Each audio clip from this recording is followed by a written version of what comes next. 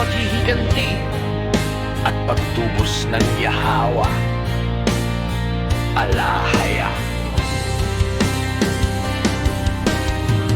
Sino itong dumarating mula sa Edom?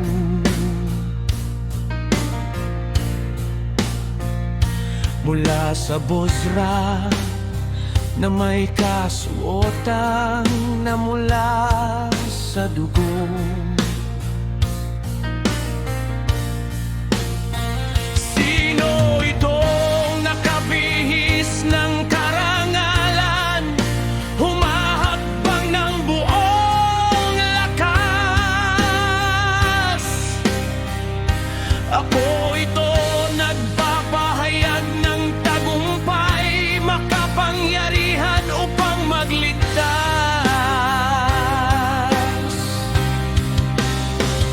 Bakit namula ang iyong kasuotan tulad ng sa isang pumipisa ng ubas? Akong nag-iisang pumisa sa pisan ng ubas.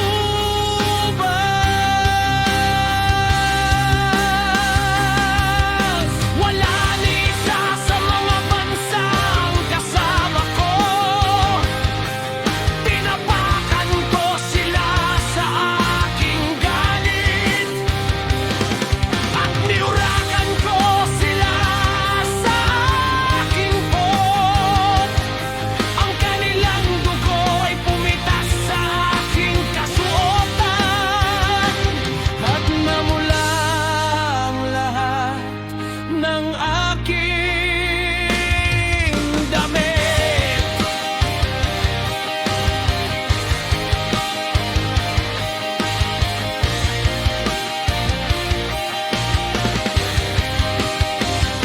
Ito ay ang aking araw ng paghiganti.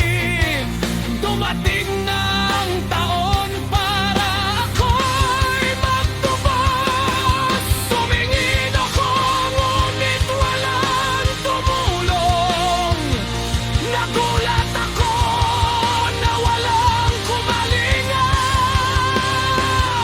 Kaya't ang aking sariling bisig ang nagdala ng kaligtasan para sa akin.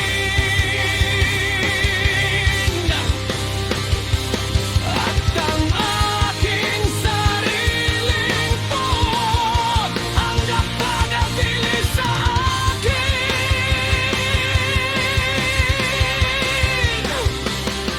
Tinapakan ko ang mga bansa sa aking galit.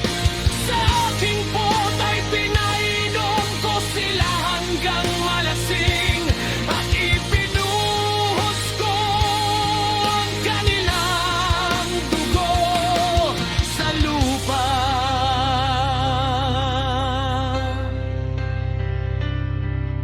Papuri at panalangin.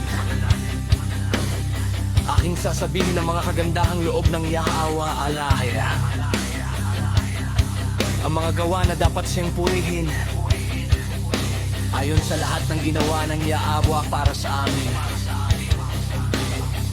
Oo, ang maraming mabubuting bagay na kanyang ginawa para sa Israel ayon sa kanyang habag at maraming kabutihan. Sinabi niya, tiyak na sila ay aking bayan, mga anak na magiging tapat sa akin, at sa gayon siyang naging tagapagligtas nila. Sa lahat ng kanilang pagdurusa, siya man ay nagdalamhati, at ang anghel ng kanyang presensya ang nagligtas sa kanila. Sa kanyang pag-ibig at habag ay tinubos niya sila. Kanyang initas at pinala sila. Sa lahat ng mga araw na una, gayon man sila ay naghimagsik.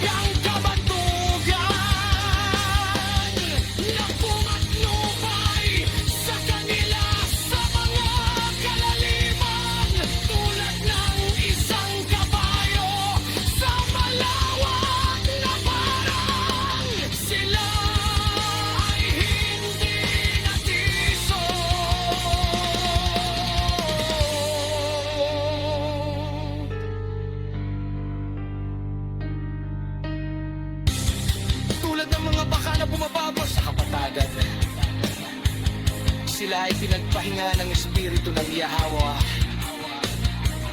Ganyan mo pinatnubayan ang iyong bayan upang magtamo para sa iyong sarili ng isang maluwalhating pangalan.